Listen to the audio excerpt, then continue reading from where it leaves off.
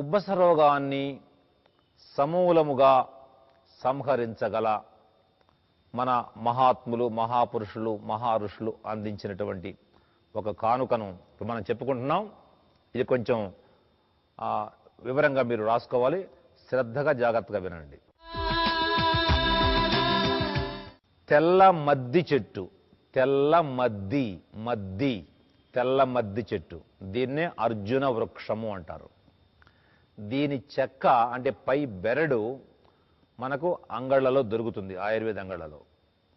ఎలాగైనా దీన్ని మీరు సంపాదించాలి. ఇది దొరకటం ఏమి కష్టమైన పని ఏమి కాదు. దీన్ని దంచి అంటే కడిగి ముక్కలు ముక్కలు చేసి ఆరబెట్టి దంచి జల్లెడలో జల్లించి పల్చని నూలు బట్టలో వస్త్రఘాళితము చేసి జాగ్రత్తగా ఒక డబ్బాలో పక్కన పెట్టుకోండి. ఒక 100 గ్రాములు 200 గ్రాములు సిద్ధం చేసుకోండి. చేసుకున్న తర్వాత పౌర్ణమి నాడు, నిండు పౌర్ణమి రోజున ఏ వ్యక్తికైతే ఉబ్బసము ఉందో, ఈ ఆయాసం ఆస్తమా ఉందో, ఆ వ్యక్తి పౌర్ణమి నాడు ఉదయం నుండి ఉపవాసం ఉండాలి. ఆహారము తీసుకుని రాదు. అవసరమైతే కొంచెం కొంచెం గోరువెచ్చటి నీళ్లు తాగుతూ ఉండొచ్చు. ఉపవాసం ఉండి అతను ఉపవాసం ఉంచి చీకటి పడిన తర్వాత ఆవు పాలు, బియ్యము, నాటు ఆవుల పాలు, బియ్యము కలిపి అందులో కండ చక్కెర వేసి మంచి చక్కని పాయసం తయారు చేయాలి.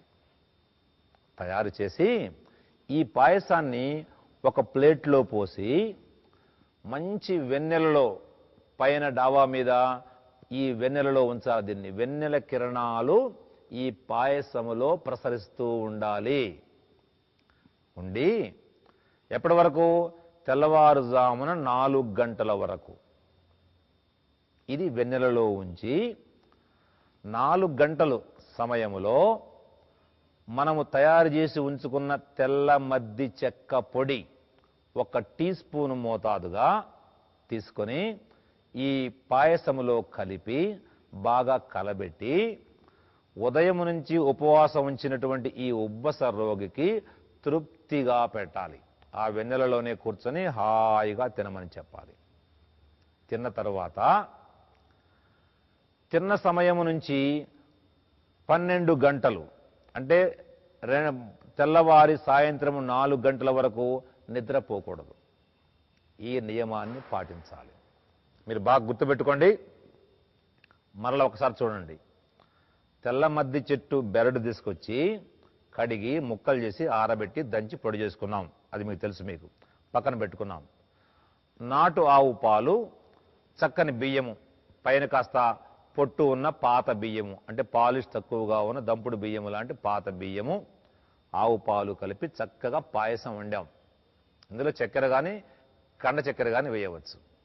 ఈ పాయసాన్ని అంటే చీకటి పడగానే వండి వెన్నెలలో పెట్టాలి. నిండు పున్నమి వెన్నెలలో తెల్లవారుజామున 4 గంటల వరకు ఉంచాలి. ఇలా ఉంచి ఆ రోజు మొత్తము ఉబ్బస రోగిని ఉదయం నుంచి తెల్లవారుజామున, ఆ రోజు రాత్రి తెల్లవారుజామున 4 గంటల వరకు ఉపవాసం ఉంచి అతనికి ఈ ఆహారం పెట్టాలి. పెట్టే ముందు అందులో 1 టీ స్పూన్ అంటే ఒక 10 గ్రాముల మోతాదుగా ఈ అతి మెత్తగా జల్లించి ఉన్న తెల్ల మద్ది చెక్క పొడిని అందులో చల్లి బాగా కలపాలి గరిటెతో. ఇది తృప్తిగా అతను ఎంతవరకు తినగలడో అంతవరకు తినమని చెప్పాలి. ఇలా తిన్న తర్వాత నిద్రపోకుండా 12 గంటలు మేలుకొని ఉండాలి. ఇదే నియమం. మరలా ఎప్పుడిది? ఇదే విధముగా మరలా వచ్చే పున్నమికి చేయాలి. ఇంకా రోజు లేదు ఇది. మరలా ఇంకొక పున్నమికి, ఇట్లా 3 పున్నములు గనక చేస్తే ఎంతకాలము నుంచి బాధపడుతూ ఉన్న ఉబ్బస రోగమైన పూర్తిగా శమించిపోతుంది అని ఇది మహారుషులు చెప్పినటువంటి ఆజ్ఞ.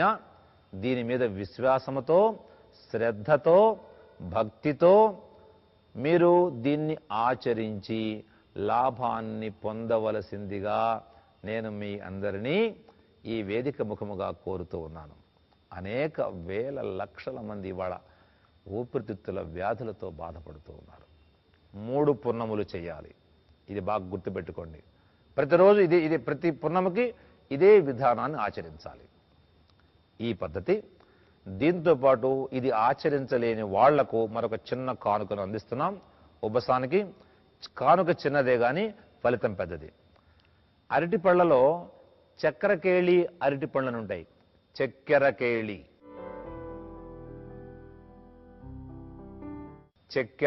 దొరుకుతాయి.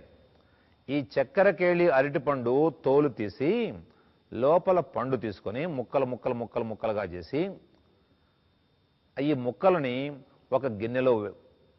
గిన్నెలో వేసి ఈ ముక్కలు మునిగే వరకు నాటు ఆవు మూత్రం,